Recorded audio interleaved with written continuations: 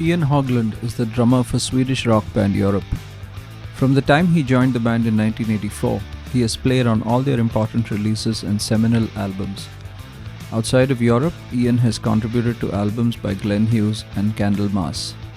Ian lives in Stockholm, and his desire to be involved in music also sees him as a DJ for a Swedish classic rock station. In this conversation, Ian reflected upon the final countdown days, playing with Glenn Hughes and then Whitesnake, life on the road with Europe, his hilarious audition for YNGWIE MALMSTEEN back in the day, and a whole lot more. Yeah, that was fun. Yeah, it was, I remember it was pouring rain before you guys went on. Yeah, I remember that too. It was like the whole area was just like a sea of mud, and we were just, walking around there with mud up to our knees. And yeah, but it seems like that's part of the festival vibe, at a festival like Wacken. You're right, the rain and the mud I think adds to the atmosphere of the festival, right? Yeah, that's right. It adds to that. You become like a warrior. You're gonna conquer the weather and just rock out. So that's great fun. Yeah. What was it like? I saw that you guys have started doing some live shows again. You were at the Suzuki Arena last week. You won an award as well, was it? Oh yeah, that's right. Yeah, we did some. It was like a huge Italian TV show, and it took place at this very old, great venue. It was like an old like a Colosseum from the Roman Empire time. It was really, really amazing, and so that was it was basically a TV show that we did. But we also done a couple of shows prior to that here in Scandinavia, in Finland. We're getting started. What's the last 1.5 years been like for you with all of this COVID and obviously the band had plans as well, and all of that I guess has come to a halt. Yeah, absolutely. It was I think it was almost like a shocker when it happened, because we had basically the whole year booked up with we were going on tour with Whitesnake throughout Europe, and then later after that we were going to the States to tour with the Foreigner and Kansas, do a major tour there throughout the summer. So everything just it was like pull the plug and everything died. So, but I mean, it was the same situation for everyone in the world. Yeah. So, but it was hard. I think it was really hard to just trying to grasp it and trying to just ride it out, because at least for me, I have to say that music is not only what I'm doing as a work. It's for me, it's my life's passion, and so it's almost like losing a part of yourself when you come to a situation like the COVID pandemic. So, but now that we're heading in the right direction, it feels great. It feels like being born again. Oh, it's almost. I can imagine it was just watching. I was watching your performance on YouTube, and just watching it, I got goosebumps. I was like, I can't wait to go back there and shoot and get out there. And you guys have a packed schedule for 22. You're doing quite a few festivals in Europe. That's true, yeah. And also we're doing this Whitesnake tour here in Europe. They're it's supposed to be their farewell tour. So we're basically doing all the shows that we had to postpone last year. So yeah, it's going to be packed. It's going to be probably one of the most hectic years for us since we started. Yeah. So that's fun. It's a challenge, but it's great.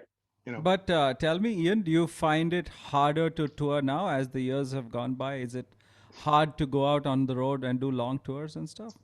Yeah, well, obviously it's what I find is boring is the traveling. It's the waiting around at airports and delayed flights and not getting anywhere, not knowing what was going to happen and all that. I think it gets tougher when you Yeah. reach a certain age. Yeah. But I mean, I have to say I prefer touring with just a simple tour bus, because then Yeah. you get on the bus and you go to sleep and you wake up at the venue and you do the show and back on the bus, and so it's more of a flow Yeah. touring like that. Yeah. But yeah, so but playing, being on stage and doing all that, it's just it makes it all worthwhile. I think it's because that's the place where you rejuvenate Yeah. rejuvenate and get your energy. So it's that I will never get tired of playing live in front of an audience. But I guess traveling Yeah. is The is travel is the tough. Yeah. yeah, But tell me, Ian, do yeah. you guys have any new material you'll have been writing through the lockdown? Well, I know that Joey and Mick has been writing, and also John Levin, Mm-hmm. some stuff, but I haven't heard any finished demos or anything. But I know there is stuff Mm-hmm. laying around, Yeah. But the problem for us has been that Joey, he lives in London, and the rest of us here in Sweden. So we haven't been able to communicate the way we're used to when it comes to writing songs. It doesn't really work for us, that sending audio Tapes. files between Yeah. us. Some bands can do that, and some artists uh, do it beautifully. But we, for some reason, we're more of a old timer, old schools. You We guys need we you we need to be in the same room, in the same we in a need to studio. get in the same room and have the physical fist fights and try to get to some conclusion. Mm, Yeah. no, but I think um, it's beautiful with a internet thing, and being able to communicate like you and me, and to be able to write music that way. It's great, but at the same time, I think you lose something, or you can never get to that the same kind of vibe and the same chemistry as you get when you're in a room together. Mm-hmm. It's just impossible. Mm-hmm. So we always tend to work that way, to play together in a room. Mm-hmm. Mm-hmm. I want to talk a little Yeah. bit about how how you balance playing the old and the new. So clearly, your sound has changed from 2004, right? And I'm sure there's a lot of demand to play the old stuff when you play live. How do you kind of balance? Yeah. How do you balance that out? Or, for example, do you kind of try to change the older stuff around to sound a little more heavy? How do you do Yeah, that? I think so. It's to start with, when it comes to picking songs, we I mean, there is a string of songs that we obviously have to play, like Deep Purple have to play Smoke on the Water and Highway Star. We have to play The Final Countdown, Carrie, and Rock the Night, for Yeah. instance. So there are certain songs that we will never Not play. be able to play, not play, because we that's our like our backbone. So we have to play those songs. But on the other hand, we feel like playing those songs is every time you play them, it's a new audience, and it's a new energy trade between the band and the audience. So it's always amazing to play those old songs, and just to realize how much they meant to so many Mm-hmm. people around the world. Mm-hmm. So we I don't think we will ever get bored by to play those old songs. But also we feel it's really important to mix it up with the new songs. Yeah. And I don't know, I think it's been coming to. I mean, the selection of newer material always comes natural for some reason. When we record a new album, we just feel instinctively that these songs are maybe more suitable for a live situation. And yeah, so we usually take try and keep it like 50-50. And also depending on what kind of show we play. I mean, if we play like Wacken, we would probably play more older stuff, because the live set would be shorter, and also there will be people that maybe are not the core fan of Europe. So it's better to play a little safe, if you know what I mean. Yeah, but is there ever that tendency, Ian, to kind of improvise a little on the older material to make it sound like closer to the Europe of 2021 or 2017, the slightly heavier, bluesier sound? Yeah, absolutely. Well, the funny thing is that a lot of people that see us for the first time, the younger audience, when they tend to tell us that the old stuff blend or the new stuff blend in very natural, in a natural way, with a well, new and old sounds like it's molding. So I never really heard that anyone thought that there was like a distinctive difference between the new and the old stuff and the sound. So I think it's just a natural progression of how we play and how we approach the songs, and the sounds that we use today, compared to how we did it in the 80s. We don't really try. We don't try to recreate anything from the past. We just do it whatever way we do it, sort of. So it becomes the new Europe. And you're right. It's a lot heavier, but I think that it works for all those the 80s songs as well. Yeah. So and that's great too, because I mean it makes it a little bit it makes it a bit more fresh, sort of. Yeah. So it's I think that's how we just approach it with our new attitude. Nice. Or how because I was looking at what you did during the lockdown. You had done, I think it was a Friday lockdown series. I remember watching it on Facebook, and I think you guys put out 4 songs, and they were all 4 songs from the back catalog. But I'm not sure how many people had heard of them, but they were fabulous songs, great songs. Yeah, thank you. Yeah, so, it was great. It was great fun doing that, because we did it like in we in different takes and then put it all together. So it wasn't live in the same room, which was a challenge. Yeah, but it sounded incredible, right? And I was I was thinking back to when I saw you at Wacken. So there's a certain energy when you guys play live. You sound incredible. Joey's voice and just the overall sound is fantastic. How do you recreate that in a studio? Oh, that's very hard. It's practically impossible. Impossible? Yeah, since we're not recording the music that way. The funny thing was when we were working on the Prisoners in Paradise album back in time.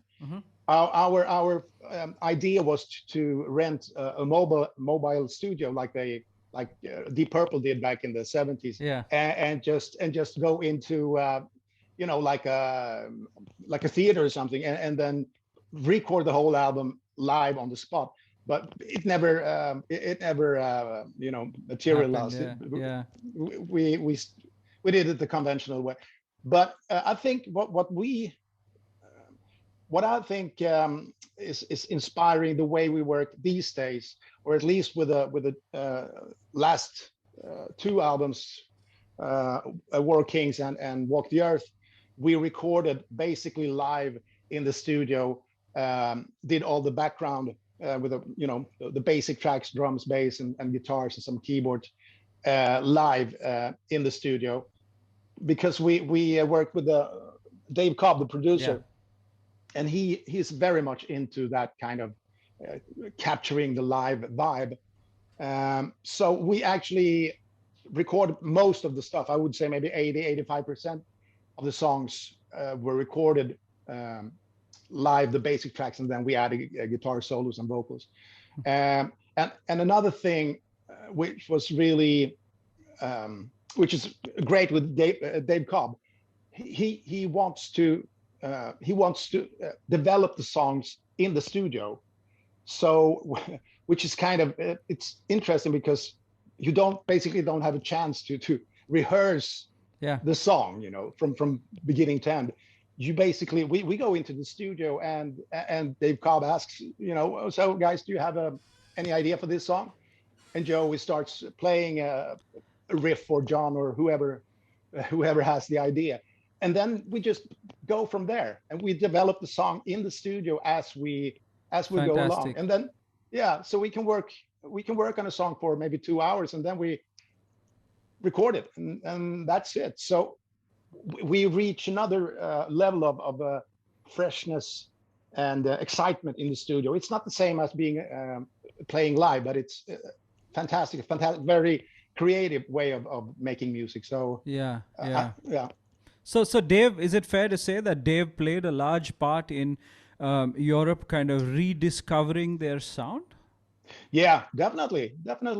He I think he made us more brave. Because and I think actually it started already on the album we did with Kevin Shirley, Iron Maiden's producer. The Bag of Bones album, because I think that was the first album, because he was encouraging us all the time to just let go, just go for it, be wild, don't think about, you know, doing mistakes or anything, just go for it, have fun. So he was the one that sort of triggered this direction, I would say. And then when we got together with Dave Cobb, he the first time we met Dave, we brought him demos, already, you know, finished songs, demos. And he said, well, I don't want to hear that. And we were like, because that's the way we always done it, you know, even with Kevin Shirley, we bring a demo with at least 95% ready songs. But Dave, he was like, nah, I don't want to listen to that. And we were like, well, how can we record anything if you don't hear the song, so you don't know what it's about? No, we'll listen to that in the studio. He was just like very reluctant. So we were like confused in the beginning. But then when we got to the studio and started working together, slowly we started understanding how he works and what he's achieving by working that way. And we got into like, yeah, right, okay. So, and that opened up a totally new area for us as well, mentally, and the way we dare to be creative, sort of. Yeah. So it's Dave has definitely had a lot to do with the development. But do you think, Ian, from a fan's perspective, you know, you've seen it from the 80s, obviously. Do you think people are more tolerant of a band trying a slightly different sound than what they are used to? Just because people listen to so much more music nowadays and there's so much more out there. You know, back in the day, if even during the time, for example, when Prisoners came out, you know, maybe people wouldn't have been as accepting of a Europe trying to explore a sonically different route. Yeah, I agree with you. I think people are a lot more open to accept a certain amount of development. Yeah. I mean, we always said that. I mean, when we started the band again in 2004, the second time, we said that if we're going to do this, we want to do it the right way. We want to be able to be creative, be not stuck in the past, and not trying to be just living off the old stuff. So we always wanted to let the creativity be the first priority for us. And I think the fans have accepted that, and also we're gaining new fans, and when we play well, festivals and shows, I think the reviews are almost very positive, and they the general feeling I get is that they like to hear an old band developing and and trying to sound fresh. Yeah. So Does it frustrate you sometimes that people might not get that Europe is more than just the final countdown? There's a lot more to Europe than just that.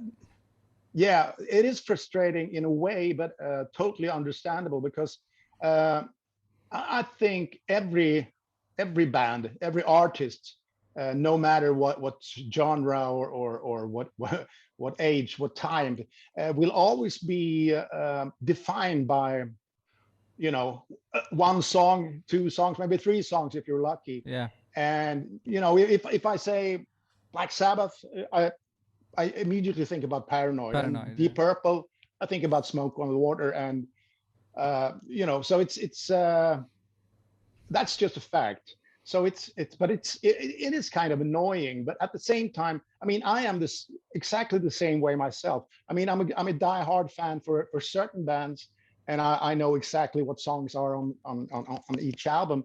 But I mean, if I hear a song by a band that that I'm not really into, then I'm probably not gonna learn any more than the big hits.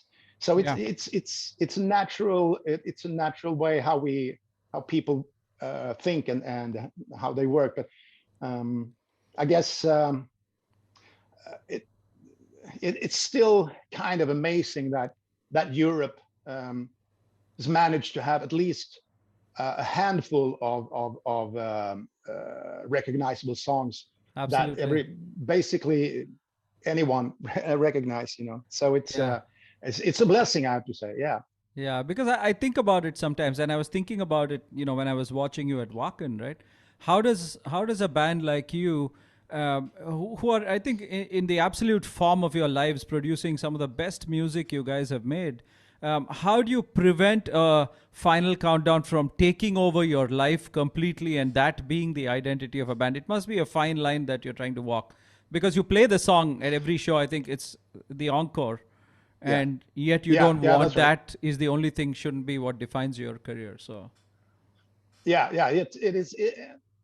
Well, when you play on a festival, you you realize obviously that 90% of the people are waiting for the final countdown. Mm-hmm. So, but then again, every time you play the song, and that reaction that you get from the audience, that overwhelming flood of positive energy, it's just like a drug of some sort.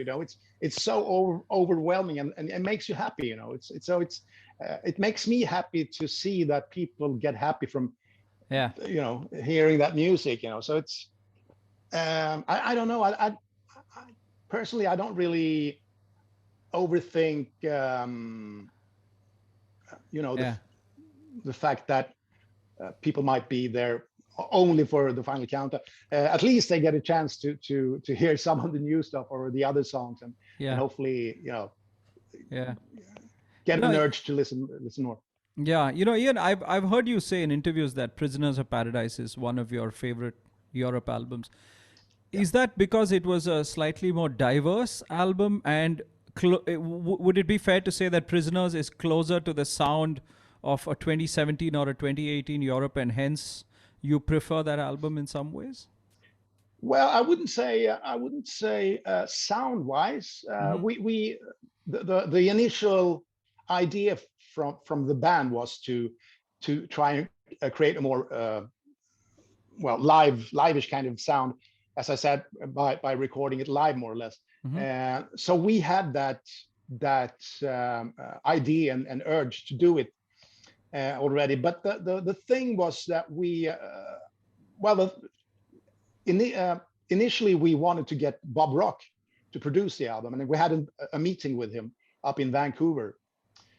Bob Rock from Metallica. And, Bon Jovi and everything.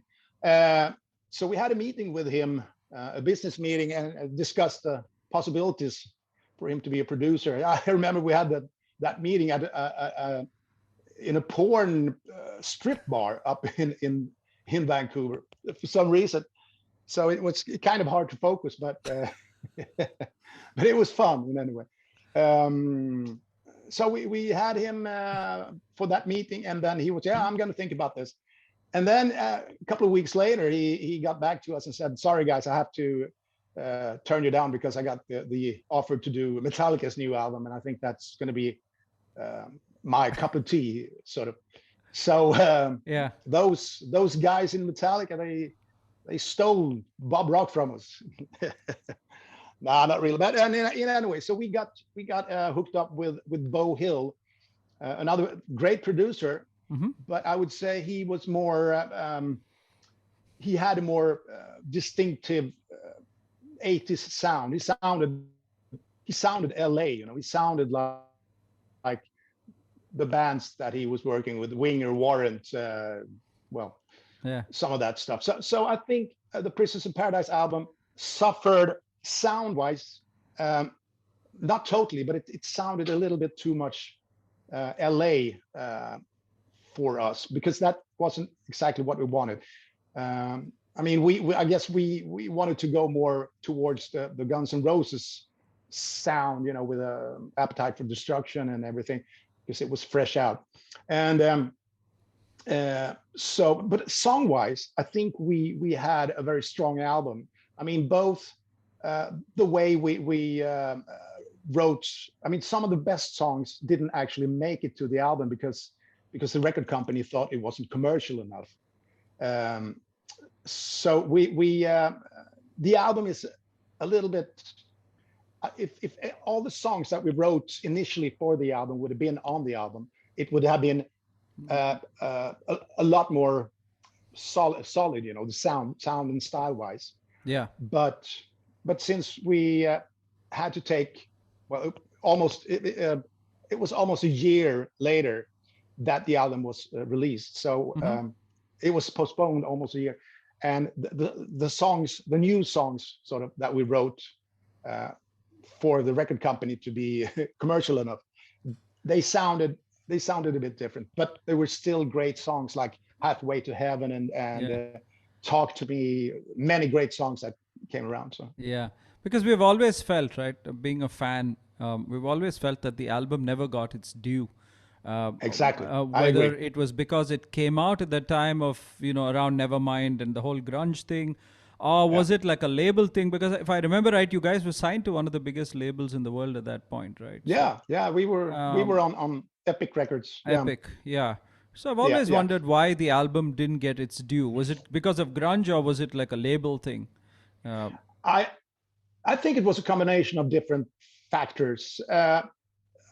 First of all, we had been touring kind of heavily for quite some time, and we had problems with the management at that time, and so we weren't communicating with the management, and also the record company. We went up to the record to the A&R guy that we were working with for the album, and one week, you know, when you got up to the record company office, there were huge posters of Europe and Warrant or whatever. Yeah. And the next week, when you got up there, all those posters were gone, and you could see Alice in Chains and the Pearl Jam, and Nirvana. It was like, what the hell? What bands are those? You know. Yeah.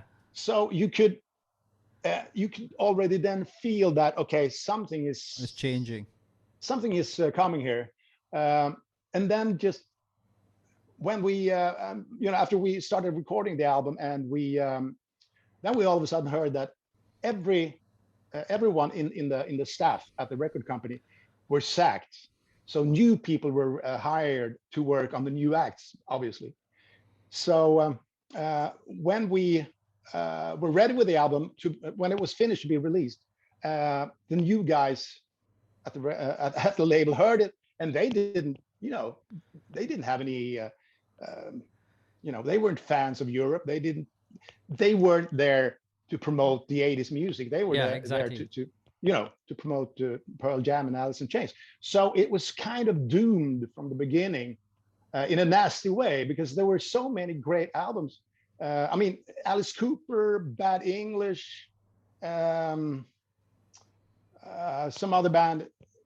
We all released albums basically at the same time. Oh yeah, Judas Priest, Painkiller came on the same. So they basically released 5 albums as a batch, more or less. They took them, threw them at the wall, and saw which one stuck, Yeah. and they promoted that. Yeah. So it was a very unfair way to get rid of us, sort of. So, and since we were kind of tired and had all those problems, we didn't really felt that we had the strength to fight and to just, we just felt like it's better to have a break, and see what happens in the future, so that's basically what it was. Yeah, I read a story, I don't know how far it's true, that Nirvana was staying in the same hotel as you guys when they were recording Nevermind. Yeah. Was that true? Yeah, that's right. Yeah, that's true. I think they stayed in the same corridor, like down the corridor in this hotel. And anyway, one morning when we got out, went to the studio, someone had spray painted on the wall, "Who the fuck is Joey Tempest?" And we later found out that it was some of the guys in Nirvana. That had, it's a true story. I've seen it myself. Did you guys ever meet them? Not that I can remember. I mean, to us, they were, I've never heard of them, so they were just nobody. So possibly I bumped into them, but not that I know about. No. Yeah. Ian, you spoke about, around that time you guys were, kind of feeling jaded, and that's when you took that break. So when you came back, when the band reformed, did you have a certain template for what you wanted to sound like? Did you guys get together saying, hey, we have to sound like a Led Zeppelin or a Deep Purple? Was that a conscious effort? Did you have a template in mind? No, not at all. The only thing we knew for sure was to let the music take us in the direction that we were going to go. So that's all that we did. I mean, we'd been away from each other for almost like 10 years or so. And I mean, along the journey, we all had gathered, new experiences and tried new sounds and everything. So I think everything just happened in the rehearsal room when we started playing together. It was more the personal, or the chemistry between us in the band that was the same, sort of. But we never tried to consciously go in a certain direction. It just happened from what the inspirations that we had brought to the table, sort of. Nice. And your the last album, the last Europe album, was recorded at Abbey Road. What was that like, recording at Abbey Road? Oh yeah, that was amazing. I mean, we've been there once before, and we did but that was we did like a live broadcast thing, and we played in the Studio 2, the Beatles studio, where the Lady Madonna piano is standing and everything. And it was the studio where the control room is on the second floor, like you've seen on old Beatles photos and stuff. So it was magic to be there, and to record this album there was truly, it was humbling, because you went in there and you saw the photos of all these Pink Floyd and Deep Purple and every all these bands have been recording there. So it was, rock and roll history was just pouring down the walls, basically. Amazing. And and we worked in the studio, the very studio room where Pink Floyd recorded Dark Side of the Moon and Wish You Were Here. So And we even used one of their old consoles, the same consoles Wow. that Pink Floyd used. So and we used it, with all the we plugged the microphones into that mixing desk, and then into the Pro Tools system. So we used the old. It was a marriage of old technology and the brand new technology. It was really inspiring, to see all this old gear, and to see, there was a little black box with a weird knob on it. It said John Lennon's compressor, just like it was custom built for John Lennon back in when they recorded one of their albums, and stuff like that. It was just like it was a museum of Amazing. music equipment, and we got to use all that if we wanted, and so it was it was a boy's dream to be there, and yeah, very creative, just a vibe to be in there, and with all these people, and yeah, Yeah. it was a bucket moment to be able to do that, Amazing. yeah, Amazing. Ian, you've also done a yeah, lot of work outside of Europe. You worked with, Glenn Hughes. You worked with Candlemass. mm, You did an Ozzy Osbourne tribute. So yeah, what was how did the whole Glenn Hughes collaboration come about? I think there was three of you from Europe uh, that played on two Glenn Hughes and Thrall albums, right? yeah. Well, it was the first Glenn Hughes solo album after he uh, dried up and became sober, basically. Um, and it started off with John Levin, bass player, and Mick McKaylee, keyboard player, together with a bunch of other Swedish musicians, and they did a couple of gigs with Glenn, and they started recording the album from now on. Um, and then after the recording session, the drummer was sacked, basically, and they one of the, you know, John or Mick Yeah. said to Glenn that why don't you get in touch with Ian? And I mean, for me, that was a great honor to be able to be in the same band as one of my all-time idols. Yeah. Glenn Hughes, the singer, the bass player from Deep Purple. I mean, Deep Purple is mother's milk for me. So it was just a great honor to be able to play those songs with one of the original members. I mean, not only because he is a great singer and a bass player and a legend, basically, but also the challenge for me personally as a drummer. Yeah. It was such a boost to realize that I can actually play these songs. I mean, Brilliant. Burn and Might Just Take a Life, and all the songs from Come Taste the Band and Stormbringer. I could Yeah. do them, and so it was a self-confidence boost for me. So yeah, we went on tour and we did a couple of shows in Europe, and then we went to Japan and um, had a couple of shows there, and we recorded two of the shows for a live album, which became Glenn Hughes Yeah. Burning Japan Burning Live, Japan. which is Yeah. a great live album, I have to say. And I remember when we recorded those shows, I had only done that was the third show I did with Glenn, so I was really fresh, and I didn't. Yeah, I was a little bit nervous. I can admit, but I think it's a great live album. I Yeah, think so. because I was talking to Glenn a couple of months ago, and he Yeah, sounds, his voice even today is yeah, absolutely incredible. Sounds I great, agree. much I much agree. like Joey's voice.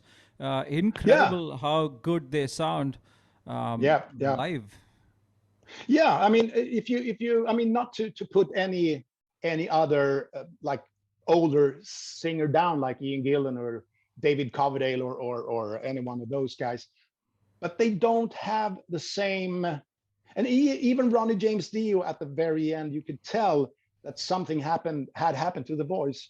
Um, couldn't reach the same notes as before, as sharp as before. But Glenn has that. It's like nothing has happened. It's actually even better than Yeah. before, I guess. And the same with Joey. I mean, Joey's voice has also. I was just looking. He did some like a Zeppelin tribute thing Yeah, I in saw that. London. I saw Yeah, that. and he did rock and roll, and he's just fucking amazing. You know, I was like, wow, that's. It got Yeah. me even more, like hungry to go out on tour again. So Yeah, it's one thing I go back to all the time, right? Anything that's on YouTube, I have a couple of DVDs, right from Shepherd's Bush. I watch all your concerts repeatedly on YouTube, and just the way you guys sound is absolutely mind blowing. oh yeah, thank you. Yeah, Yeah, it's we're most of all we're having fun, and we're I think we're all getting more each year. We get more and more grateful that we still are able to play and to sound fresh and to have the hunger to be able to create new music. yeah, So it's a true blessing to be in this yeah. place right now, I think. Yeah. Yeah. Lastly, before I let you go, Ian, I just want to talk about your influences. I saw on Facebook that you had said "The Lamb Lies Down" on Broadway. A Yeah. Genesis Yeah. album was a big influence. So was Phil Collins a big influence on you as a drummer, much like Ian Pace was? Yeah, definitely. Not as much as like Cozy Powell or Ian Pace, but still a lot. Yes. Um, we're both left-handed, Yeah, exactly. as Ian Pace as well. So that was one thing that I realized that he and I always liked his the progressive style of drumming that he had in the Yeah, 70s, on Trick of the Tail and Wind and Wuthering and all those albums. It always excited me, yeah, and also the sound basically that it developed more after the first solo album, and when he played with Peter Gabriel on his first solo on the third solo album, that gated tom sound that he had, yeah, exactly. Yeah. and that fill that he does in the air tonight, That was like the when he drum sound of the 80s, right? That shaped the sound yeah, of the 80s. absolutely. But that particular drum fill, if you listen to Rock the Night, uh, there is I basically stole that fill into the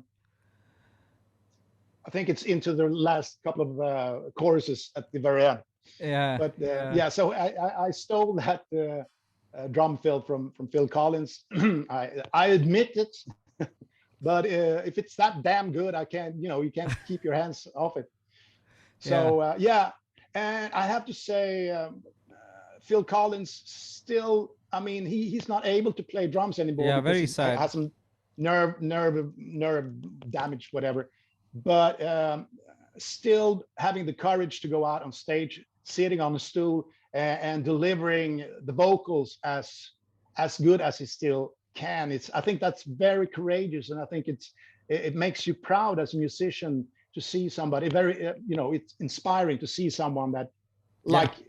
like Rick Allen, when he went out there and did it with one arm. It was like nothing can stop us, so it's I think Phil Collins is doing a great job, and his son Yeah. uh, Nick Nick. Collins, that plays the drums for Genesis now.